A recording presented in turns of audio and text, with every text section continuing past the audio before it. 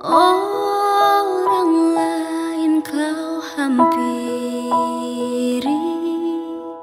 jangan jalan terus.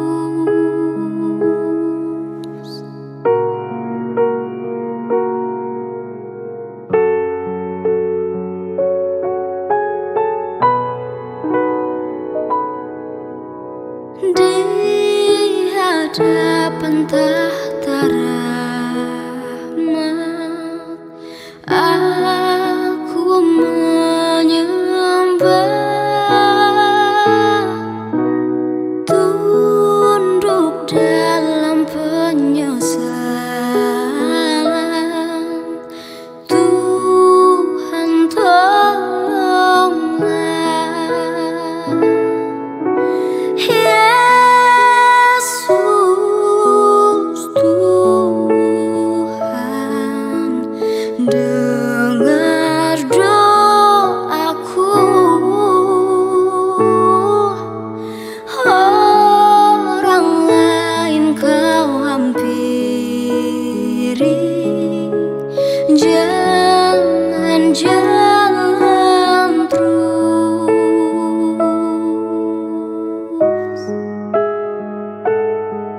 Oh, hai.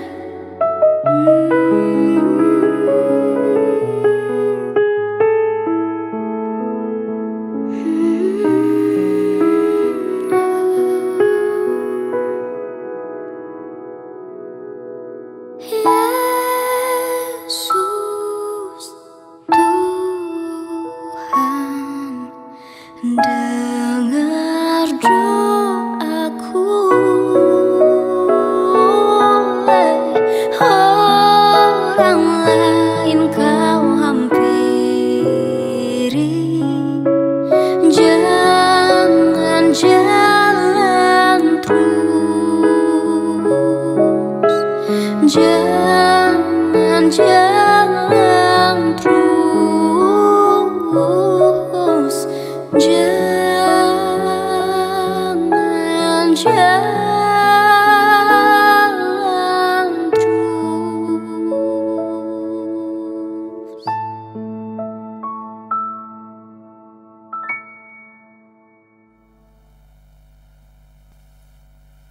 Jemaat Tuhan, dipersilakan berdiri untuk menghadap Tuhan dan menyembah-Nya serta memuliakan nama-Nya karena kasih setianya besar atas kita.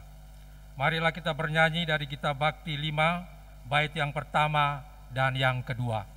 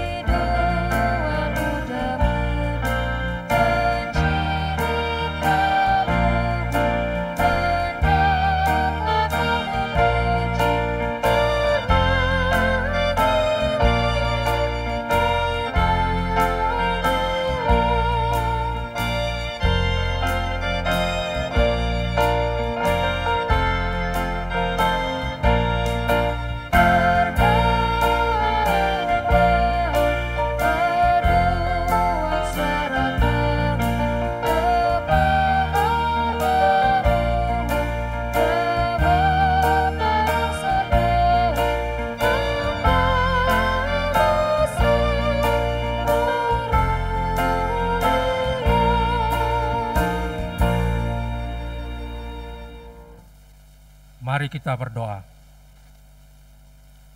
Bapa Sorgawi, kami mengucap syukur banyak terima kasih atas penyertaan Tuhan di dalam kehidupan kami. Dan saat ini kami datang untuk mempersembahkan pujian dan hormat. Sekaligus kami memberi diri untuk Tuhan baharui menjadi manusia baru yang bertumbuh dalam kebenaran firman-Mu. Hadirlah ya Tuhan dan kuduskanlah ibadah kami ini dari awal sampai pada akhirnya. Serta karuniakanlah Roh Kudus-Mu yang akan meyakinkan kami akan memperoleh berkat melalui ibadah ini. Di dalam nama Tuhan Yesus kami berdoa. Amin. Bapak, Ibu, Saudara-saudara, kita akan bermazmur. dari Mazmur pasal yang ke-31 ayat 24 sampai ayatnya yang ke-25 secara berbalasan. Kasihilah Tuhan, hai semua orang yang dikasihinya. Tuhan menjaga orang-orang yang setiawan. Tuhan menjaga orang-orang yang setiawan. Tetapi orang-orang yang berbuat congkak diganjarnya dengan tidak tanggung-tanggung. Kuatkanlah dan teguhkanlah hatimu, hai semua orang yang berharap kepada Tuhan. Jemaat dipersilakan duduk.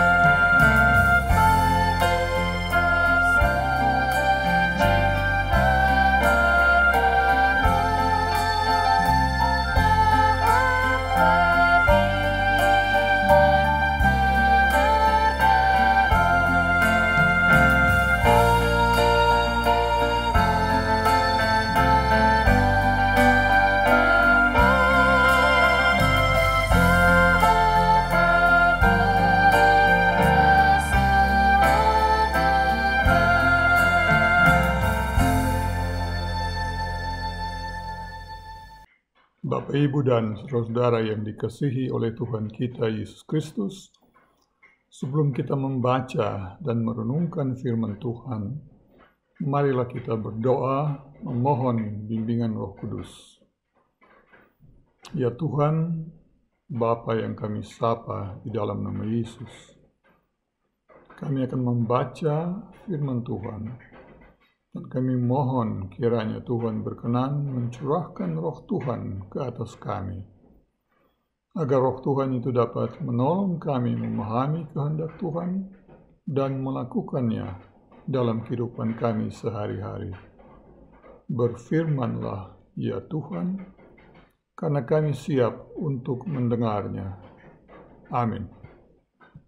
Jemaat, marilah kita membaca dari Alkitab, Kitab Ezra pasal 8 ayat 21 sampai dengan ayat 23 yang mengatakan, kemudian di sana, di tepi sungai Ahawa itu, aku memaklumkan puasa supaya kami merendahkan diri di hadapan Allah kami dan memohon kepadanya jalan yang aman bagi kami, bagi anak-anak kami, dan segala harta benda kami. Karena aku malu meminta tentara dan orang-orang berkuda kepada raja untuk mengawal kami terhadap musuh di jalan, sebab kami telah berkata kepada raja demikian, tangan Allah kami melindungi semua orang yang mencari Dia demi keselamatan mereka. Tetapi kuasa murkanya menimpa semua orang yang meninggalkan Dia. Jadi, berpuasalah kami dan memohonkan hal itu kepada Allah, dan Allah mengabulkan permohonan kami. Demikianlah pembacaan dari Alkitab. Berbahagialah setiap orang yang mendengar dan melakukan firman Tuhan. Terpujilah Tuhan Yesus. Hosiana.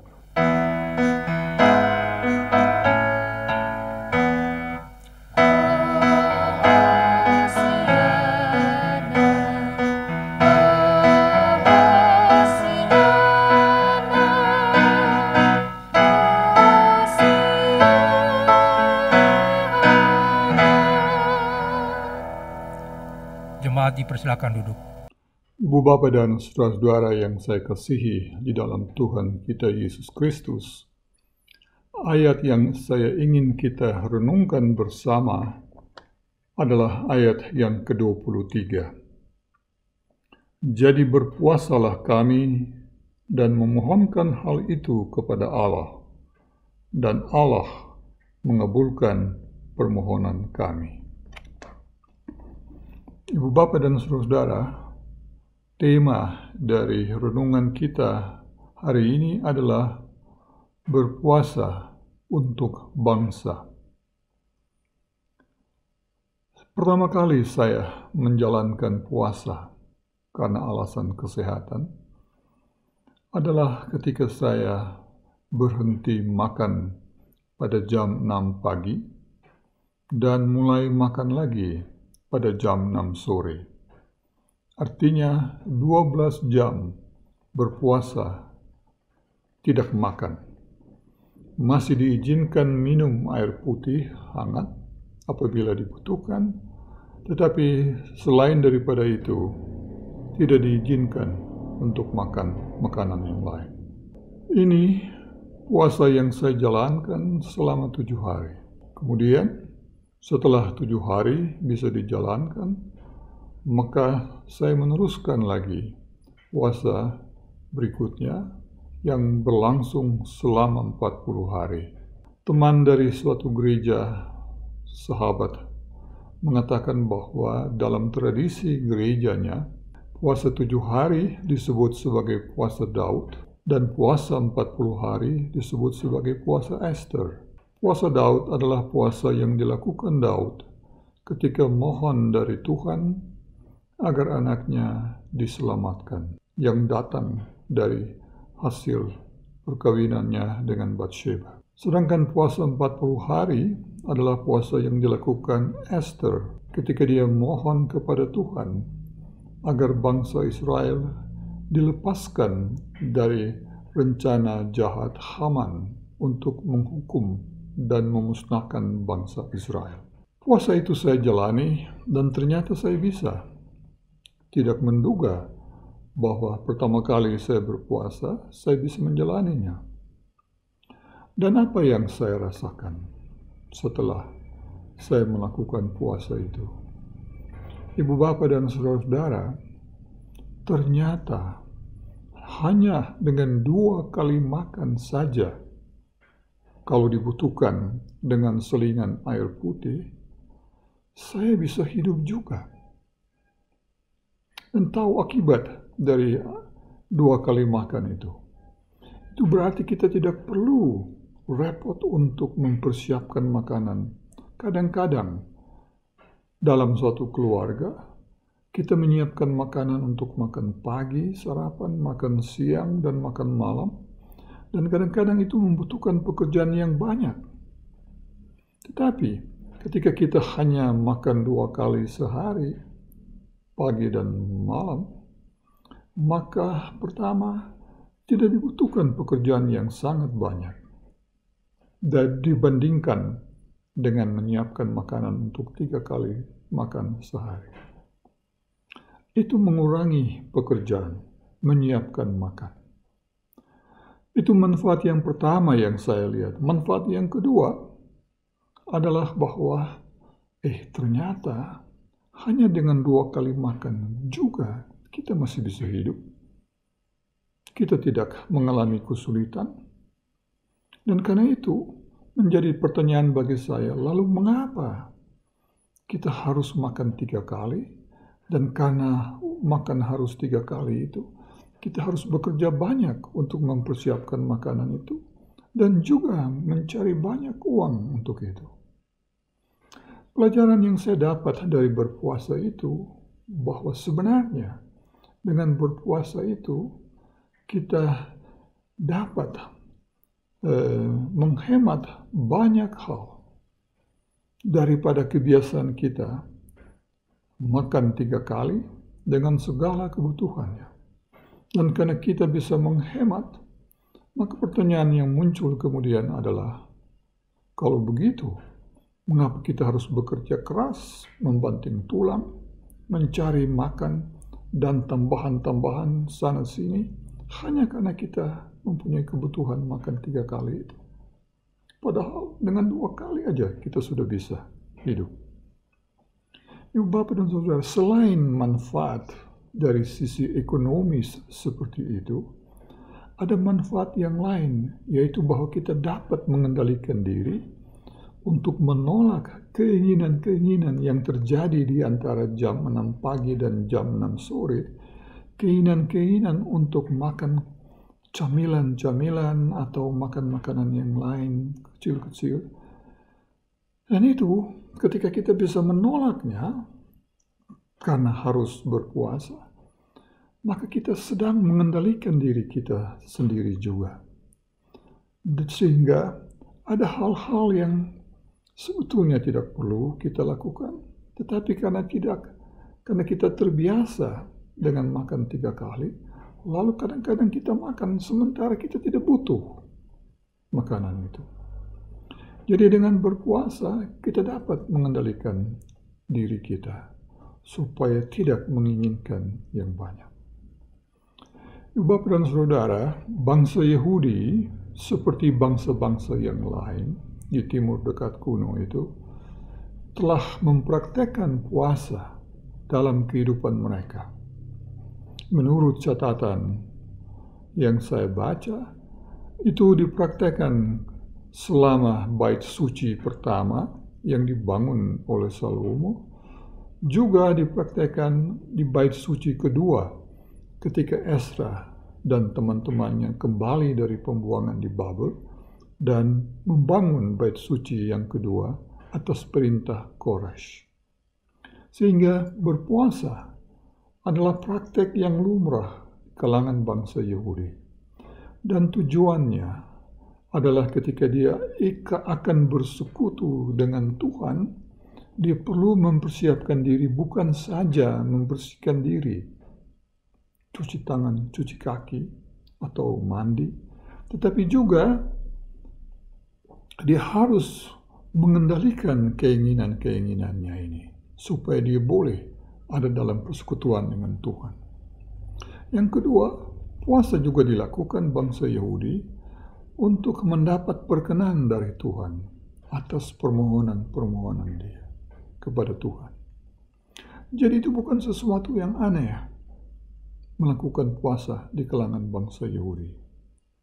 Nah, kita membaca pada hari ini cerita tentang Ezra yang akan memimpin bangsa Israel dari provinsi Yehuda dan Benjamin, 2 provinsi yang setelah 10 suku di utara memisahkan diri dari 12 suku itu, menjadi suatu kerajaan yang disebut Kerajaan Yehuda di selatan. Sedangkan 10 suku di utara disebut sebagai Kerajaan Israel. Satu kerajaan selama Daud dan Salomo terpecah menjadi 2, 10 suku di utara dan 2 suku di selatan, yaitu Yehuda dan Benjamin. Kemudian, atas pelanggaran-pelanggaran mereka, yang di utara dihancurkan oleh Asyur, dan di selatan dihancurkan oleh Babilonia, dengan Nebukadnezar sebagai rajanya, lalu orang-orang di selatan, di Yehuda dan Benjamin itu dibuang ke Babel. Selama 70 tahun mereka hidup di Babel. Dan karena itu, ketika Babel dikalahkan oleh Persia dengan Koresh sebagai rajanya, lalu Koresh menyuruh pulang kembali orang-orang dari Yehuda itu.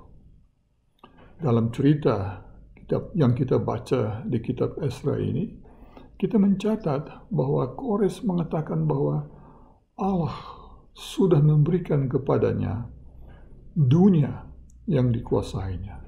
Dan itu bukan omong kosong. Pada waktu itu, sekitar tahun 530-an sebelum zaman bersama, wilayah yang dikuasai Koresh adalah dari Mesir sampai ke India. Wilayah yang sangat luas dengan kendaraan hanya kuda sebagai alat transportasi untuk berkomunikasi dari satu tempat ke tempat yang lain. Yang menarik adalah dia mengatakan itu berkat yang dia terima dari Allah. Sehingga ketika dia sudah mendapat berkat itu, dia mengirim kembali bangsa Israel dari Yehuda dan Benjamin kembali ke Yerusalem, ke tanah Kanaan, supaya mereka boleh beribadah lagi kepada Tuhan mereka. Ezra yang adalah pemimpin umat, pemimpin agama, pemimpin ibadah dari bangsa Israel itu, malu untuk meminta pertolongan dari raja dalam bentuk tentara dan pasukan berkuda mendampingi mereka, karena Esra sudah mengatakan kepada raja itu bahwa tangan Allah kami melindungi semua orang yang mencari Dia demi keselamatan mereka. Tetapi kuasa murkanya menimpa semua orang yang meninggalkan Dia.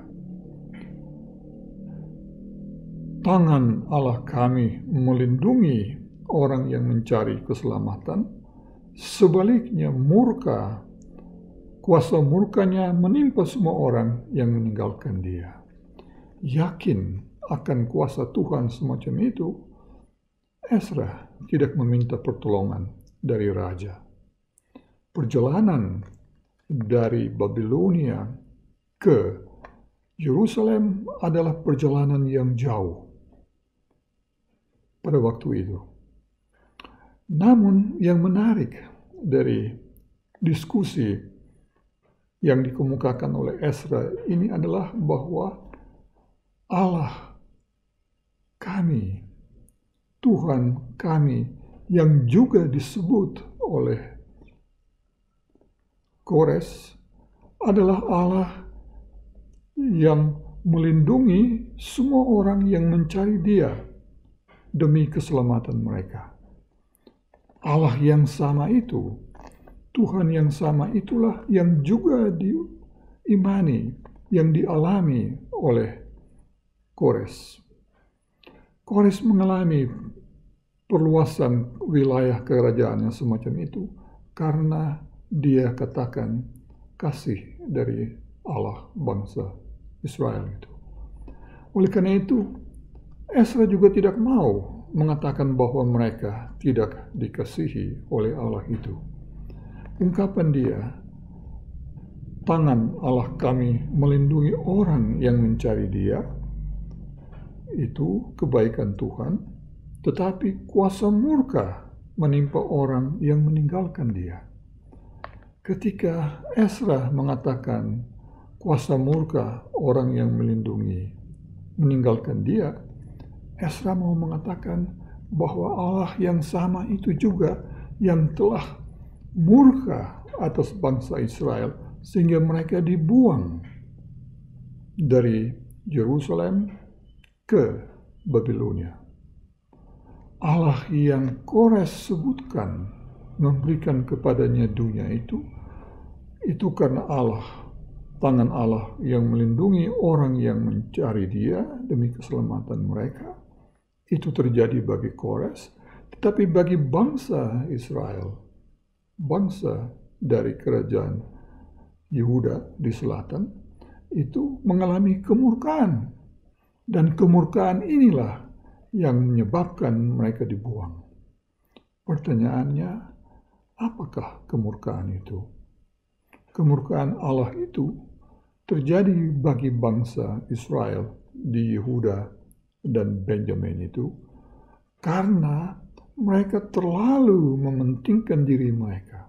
Mereka hidup bagi diri mereka sehingga yang berhasil, yang kaya, terutama lingkungan raja dan para pegawainya, menikmati kemakmuran yang lebih, sementara orang-orang lain berada dalam penderitaan. Kadang-kadang mereka ditindas. Ketidakadilan terjadi di antara yang kuat dengan yang lemah. Karena mereka tidak mengasihi dan tidak berbagi dengan sesamanya yang lemah, Allah, Tuhan mereka itu marah, lalu mengizinkan Nebukadnezar membuang mereka ke Babilonia. Allah yang sama, satu dibicarakan oleh Kores, yang melindungi orang yang mencari keselamatan darinya, sedangkan bagi bangsa Yehuda dan Benyamin, Allah yang kuasa murkanya menimpa mereka yang meninggalkan Dia. Itulah makna dari ayat ini ketika Ezra mengatakan kepada Kores, Allah kami yang seperti itu yang akan melindungi kami. Dan karena itu saya malu kalau harus minta perlindungan dari raja. Raja telah mendapatkan perlindungan dari Allah itu. Kami mendapatkan murka dalam bentuk pembuangan ini. Jadi ketika raja mengizinkan mereka kembali karena kasih dari Allah itu, Ezra tidak punya jawaban lain, tetap juga harus mengatakan bahwa Allah yang sama itu yang akan melindungi kami. Karena itu kami tidak butuh pengawalan dari tentara ataupun pasukan berkuda. Itulah makna yang pertama. Dan itu hanya bisa terjadi apabila mereka berpuasa. Berpuasa dalam arti seperti itu. Minta perlindungan Tuhan. Dan dalam sejarahnya itu terjadi. Mereka tiba di Yerusalem dengan selamat. Itu makna dari puasa yang meminta perlindungan Tuhan, yang meminta Tuhan hadir di tengah-tengah mereka, sehingga mereka tiba dengan selamat. Perlindungan yang kedua, makna puasa yang kedua, yang dikatakan di dalam ayat-ayat ini adalah berhubungan dengan murka, kuasa murka yang Tuhan Allah mereka lakukan kepada bangsa Israel di Yehuda dan Benjamin itu, sehingga mereka dibuang. Pembuangan itu terjadi karena mereka tidak memperhatikan sesamanya. Akibatnya mereka dihukum. Hukuman itu terjadi bukan karena Allah bangsa Israel itu kalah dari dewa-dewa bangsa Babilonia, tetapi orang Yahudi, orang Yehuda dan Benjamin menyadari bahwa pembuangan itu terjadi karena mereka dihukum oleh Tuhan, karena mereka meninggalkan Dia. Mereka tidak melakukan perintah-perintahnya. Mereka tidak mengasihi sesamanya. Oleh karena itu, ketika Ezra akan membawa kembali bangsa Israel itu kembali ke Yerusalem, yang dia lakukan adalah berpuasa.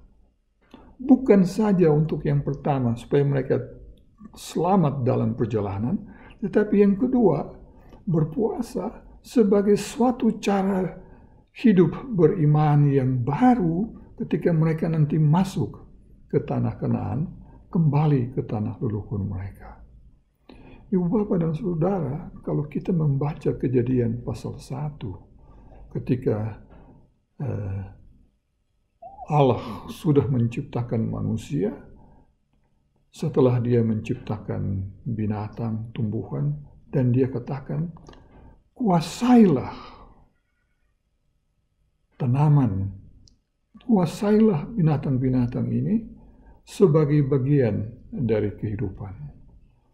Nah, ungkapan kuasai yang ada di dalam Kejadian pasal 1 itu bukan berarti bahwa mereka harus menggunakan alam dan makanan binatang yang tersedia itu sewenang-wenang, tetapi yang dimaksud adalah bahwa kau kuasai dia, dalam arti jangan kau dikuasai oleh alam dengan binatang-binatang yang mereka butuh itu. Mereka mengalami pembuangan karena mereka dikuasai oleh barang-barang itu. Keinginan untuk hidup mewah, keinginan untuk makan enak. Akibatnya mereka tidak mengasihi sesamanya, sehingga Tuhan harus menghukum mereka. Oleh karena itu, ketika Ezra hendak melakukan perjalanan kembali dan memulainya dengan berpuasa, sebetulnya Ezra mau meletakkan suatu dasar yang baru bagi bangsa Yahudi itu. Ketika mereka kembali ke sana, kuasailah materi itu, kuasailah barang-barang itu. Jangan dikuasai. Kan kalau dikuasai, berarti kita akan mengalami pembuangan seperti yang dialami ketika Babilonia, Nebukadnezar menghancurkan mereka.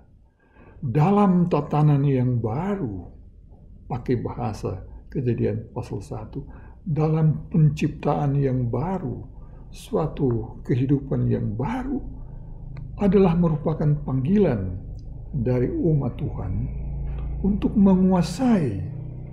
Jangan dikuasai, ingin mengikuti apa yang ada, karena ada diambil sebanyak-banyaknya. Tetapi kuasai dalam arti ambil secukupnya, makan secukupnya, karena yang kau butuh juga tidak banyak.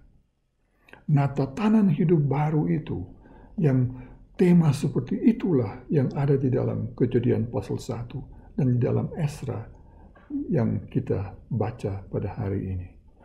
Nada-nada itu adalah tema yang berkembang ketika mereka mau pulang kembali ke tanah Kanaan.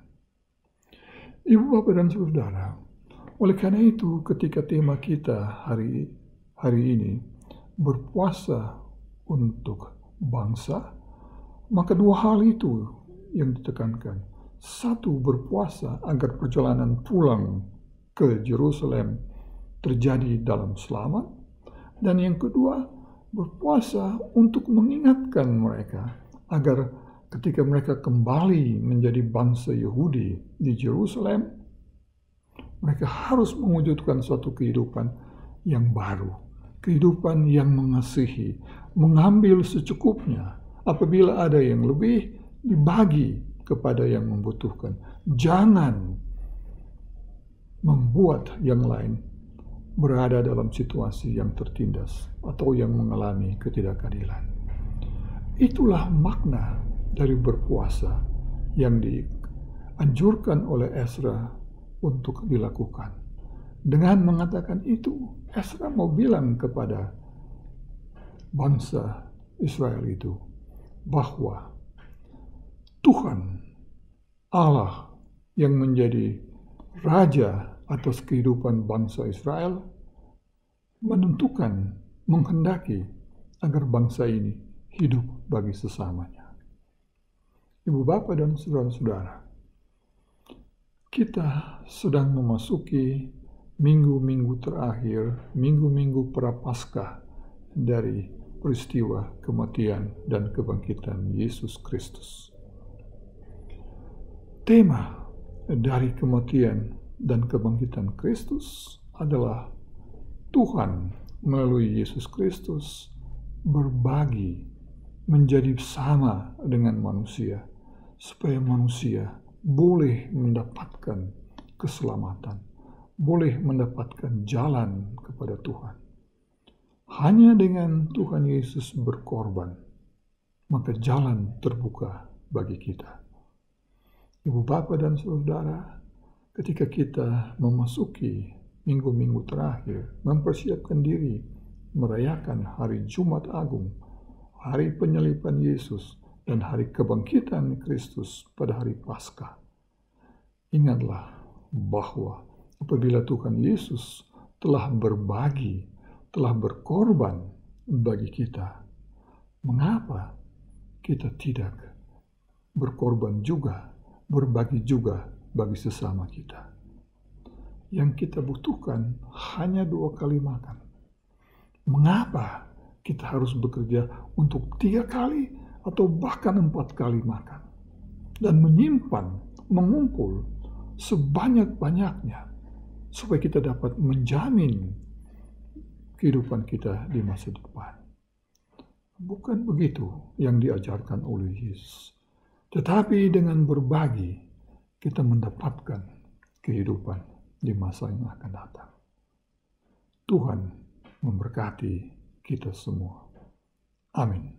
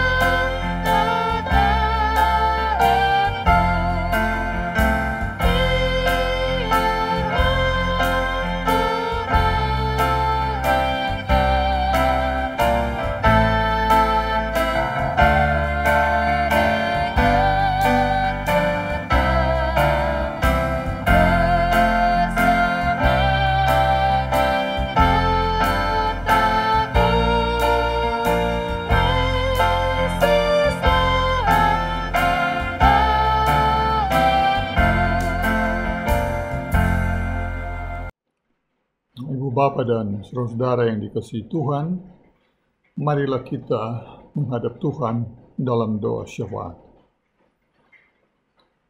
Bapa Surgawi, Tuhan yang kami sapa di dalam nama Yesus, kami bersyukur kepada Tuhan, karena kami boleh menyaksikan betapa besar anugerah dan kasih yang Tuhan karuniakan kepada kami dalam kehidupan kami sehari-hari. Juga ketika kami pada hari ini melakukan ibadah keluarga kami. Ya Tuhan, apabila kami boleh melakukan ibadah keluarga ini, itu hanya bisa terjadi karena kasih Tuhan yang begitu besar kepada kami, terutama di masa-masa pandemi COVID-19 ini, ya Bapa. Kami tahu bahwa hidup kami terasa begitu kecil, sehingga setiap saat, siapa saja, apapun status kehidupan sosialnya, tidak lepas dari ancaman COVID yang sangat berbahaya itu. Oleh karena itu, ya Bapa, apabila kami boleh beribadah bersama-sama sebagai keluarga di Jemaat GPIB Maranatha dan Pasar ini, kami tahu Tuhan itu hanya mungkin terjadi karena begitu besar kasih Tuhan kepada kami. Ketika kami menyiapkan diri dalam ibadah-ibadah, masa penderitaan Yesus Kristus, kami diingatkan oleh Tuhan bahwa Tuhan adalah Allah kami yang diandalkan, sebagaimana Ezra mengandalkan karya Tuhan dalam kehidupan dia bersama bangsa Israel, bangsa Yahudi yang kembali dari pembuangan di Babel, pulang ke rumah mereka, ke tanah air mereka di Yerusalem, di Palestina, di tanah Kanaan.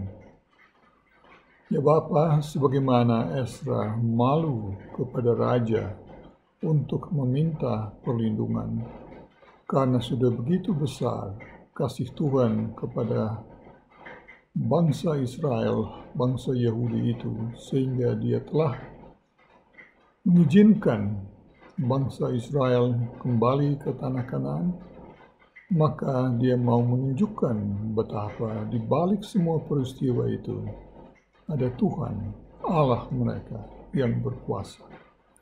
Oleh karena itu, melalui puasa yang dilakukan oleh Ezra beserta seluruh bangsa Israel itu, Tuhan membuktikan bahwa di atas sejarah yang dialami oleh Koresh itu, Tuhanlah penguasa atas segala-galanya.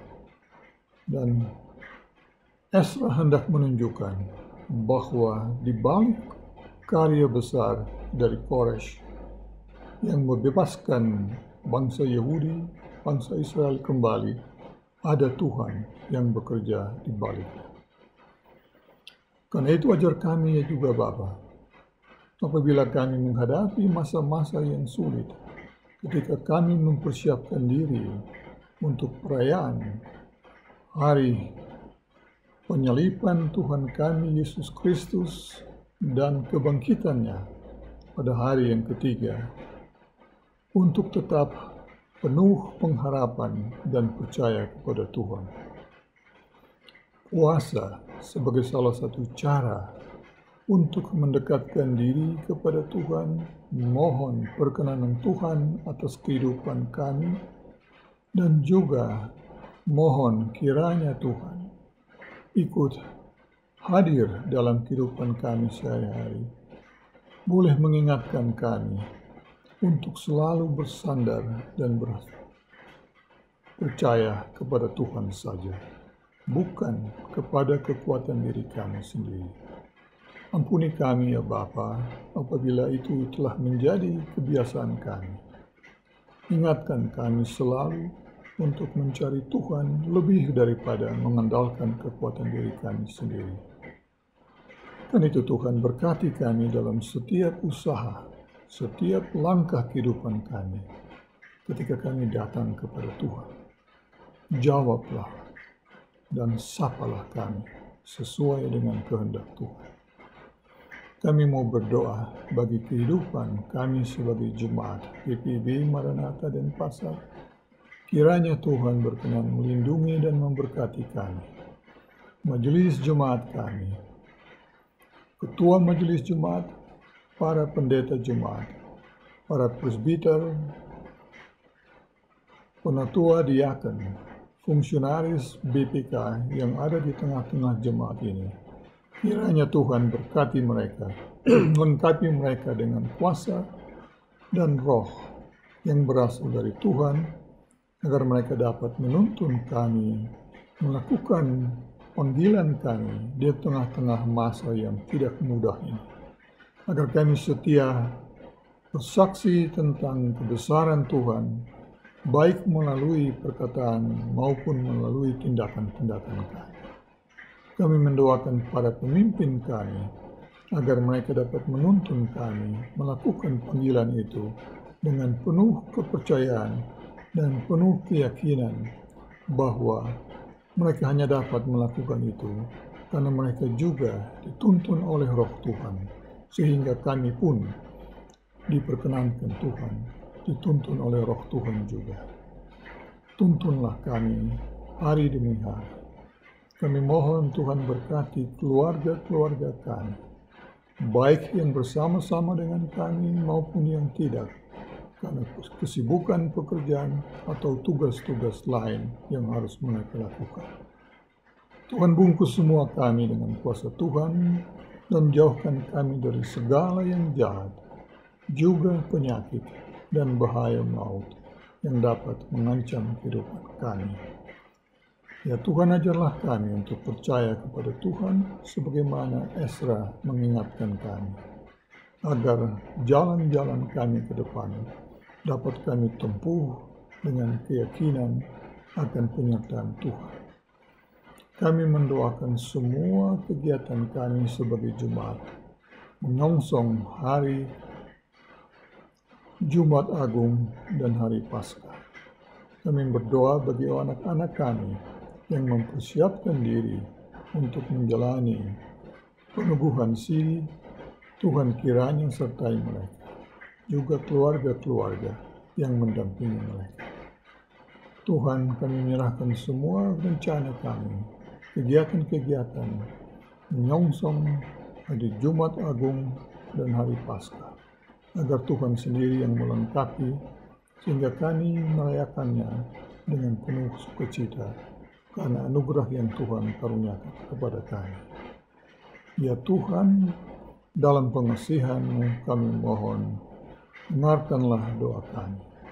Peliharalah kami di dalam Yesus Kristus, Tuhan dan Juru Selamat, yang mengajar kami berdoa. Bapa kami yang di sorga, dikuduskanlah nama-Mu. Datanglah kerajaan-Mu, jadilah kehendak-Mu di bumi seperti di sorga. Berikanlah kami pada hari ini makanan kami yang secukupnya, dan ampunilah kami akan kesalahan kami, seperti kami juga mengampuni orang yang bersalah kepada kami. Dan janganlah membawa kami ke dalam pencobaan, tetapi lepaskanlah kami daripada yang jahat.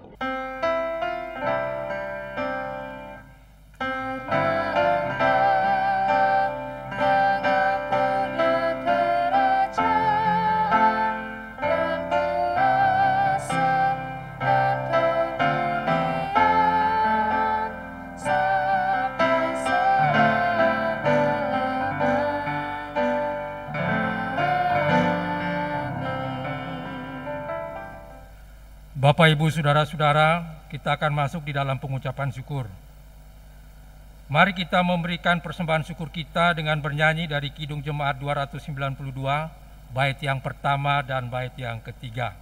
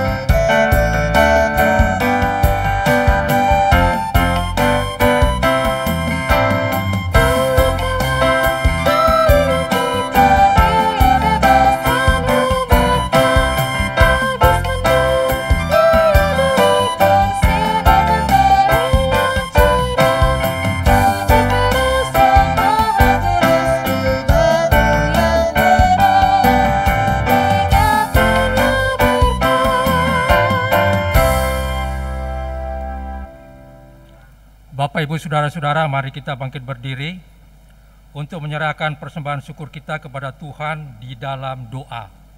Kita berdoa.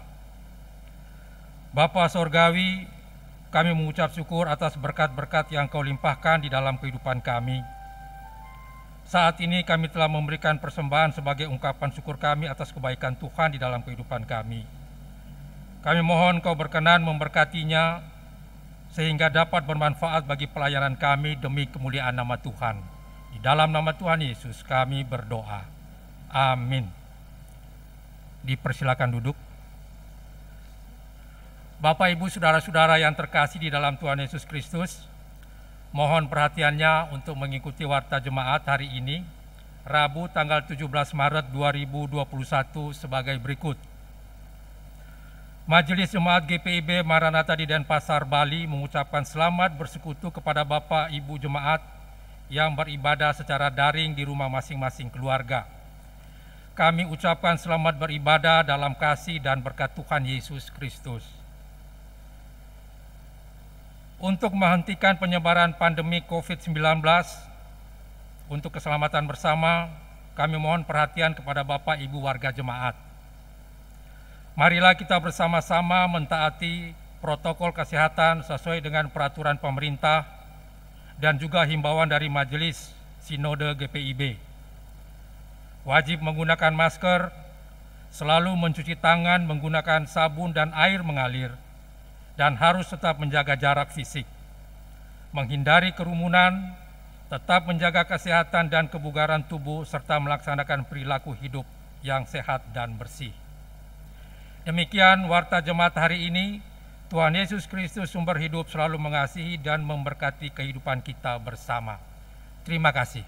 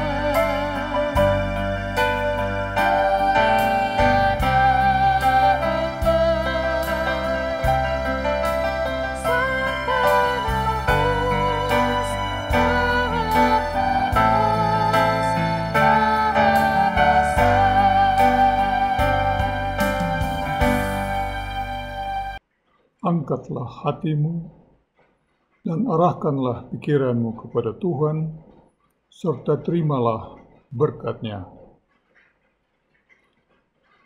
Kasih karunia Tuhan kita Yesus Kristus, kasih Allah Bapa, dan persekutuan Roh Kudus menyertai kamu sekalian.